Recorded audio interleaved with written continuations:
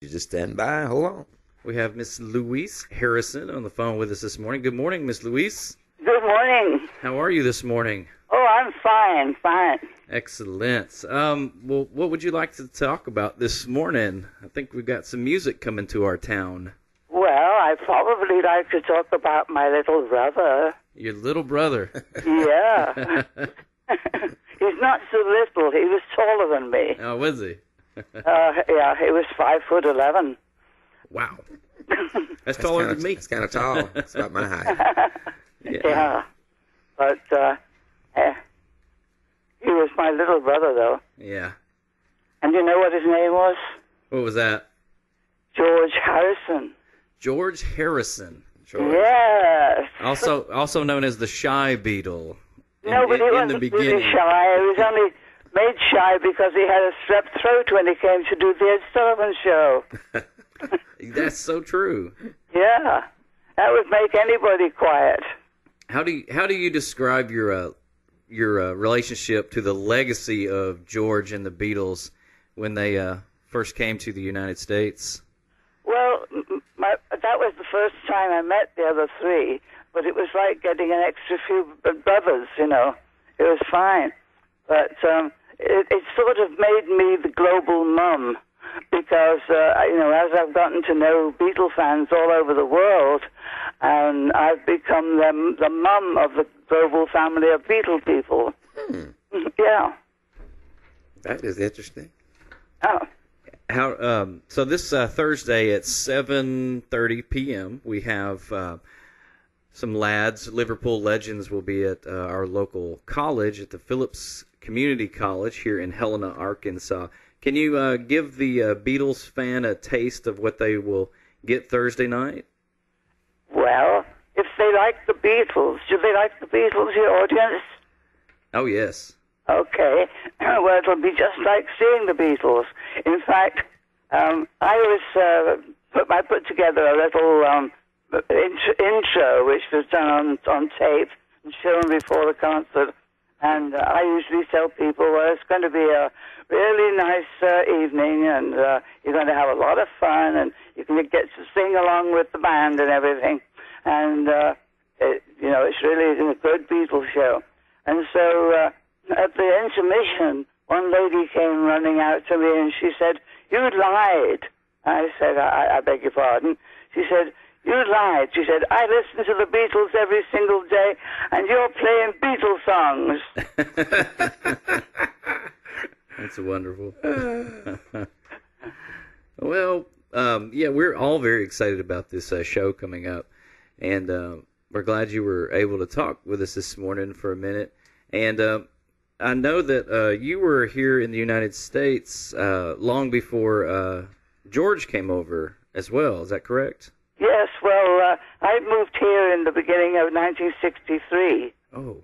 And I started running around all the radio stations with copies of my kid brother's band, with all the first little 45s that they were making. My mum was sending them to me through the mail, and I was so excited about it. I was going around to all the radio stations within about a couple of 100 miles of where I lived, and I was going in the radio stations asking for the program director and everything, and saying, "Hey, this is my kid brother's band, and they're really number one in England, and they're very, very good." And because at that time, if I'd have said the word Beatle, nobody would have known what I was talking about. They would have thought I was an exterminating company or something. So I was just calling them my kid brother's band. So that's what I called my book eventually.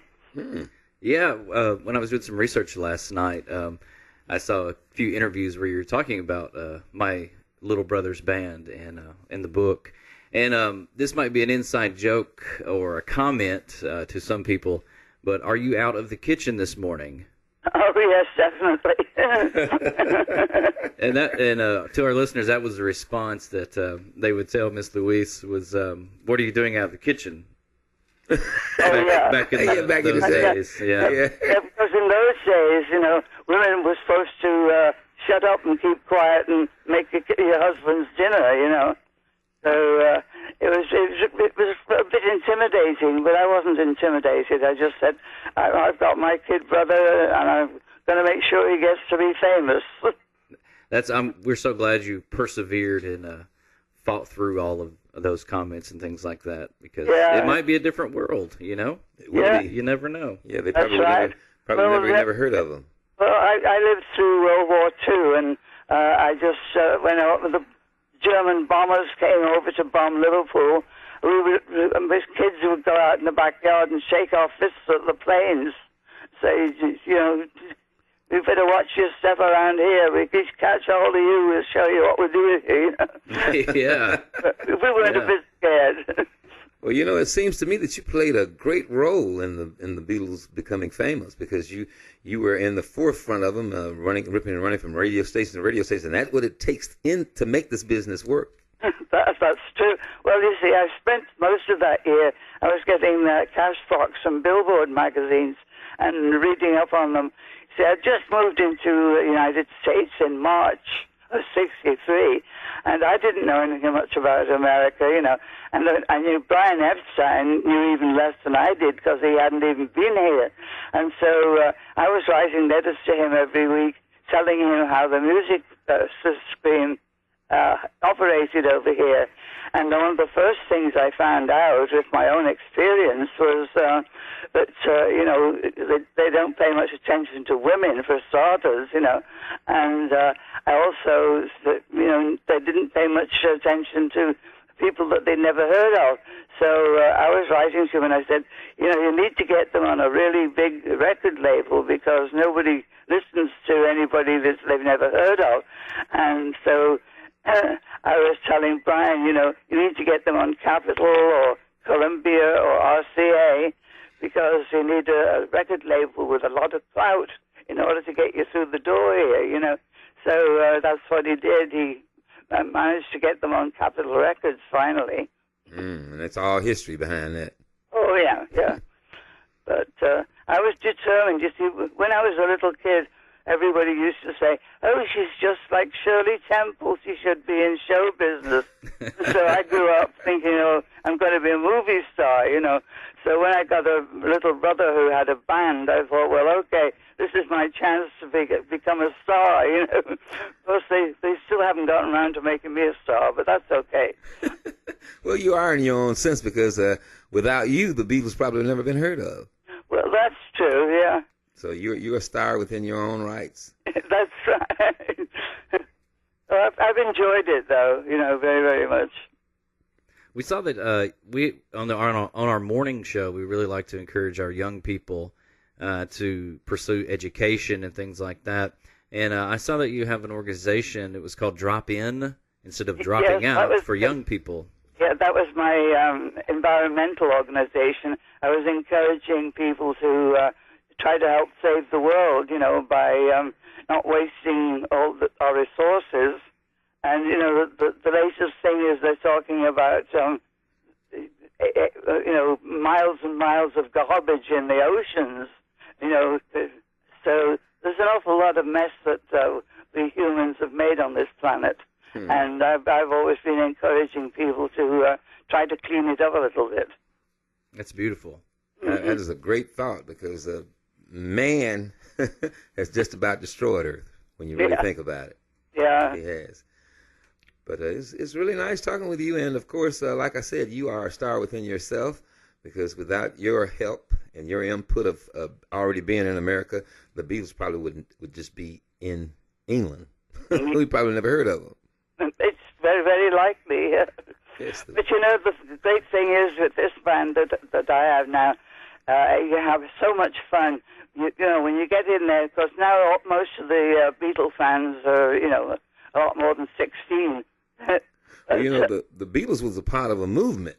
Yes, and you know, all movement. the Beatle fans, they're globally all over the world. And so, you know, you have no short. In fact, you find, you know, when people are standing in line trying to get tickets for Beatle concerts, that people become lifelong friends just from meeting each other in a lineup for a Beatles show. And one of the things about our show is you might be 50 or 60 or even 70 when you come into the building, but you're going to be 16 when you go bouncing out. Sure. And a lot of young people, too, they were introduced by the Beatles either by their parents or by a video game that many young people play, yeah. Guitar Hero. And I've actually played that myself. And my brothers introduced me to the Beatles on an 8-track cassette tape. Back in the early 80s. The first song I remember was I Am the Eggman. That's the first music I remember. I Am the Eggman. I Am the Eggman. That was the first music I remember. Yeah. It's just, a wonderful, wonderful global legacy now. And that's another thing, too. It was very, very much, the love and peace. It was very much the thing that tried to help to keep people connected across the world.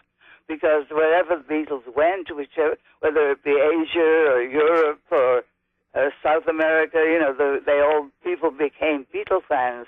And so they were very much, in a way, of come together, have people all over the world become friends with each other.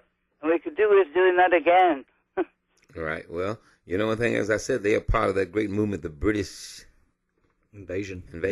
Yeah. They're part of that great movement. This is what a movement it was, believe me. Yeah. And instead of guns, machine guns and things, they bought guitars. That's a good way to think about win over people, too. Miss Louise Harrison, Liverpool Legends, thank you so much for joining us this morning on the morning show here in KFFA in Helena, Arkansas. And can I say one thing? Yes, ma'am. Get your tickets early because we sell out when we go out on the road. Oh, yes. And, I don't want people to get there on the night of the show and find that you're sold out. So get your tickets early, and maybe you can tell them where to get them. I will do that.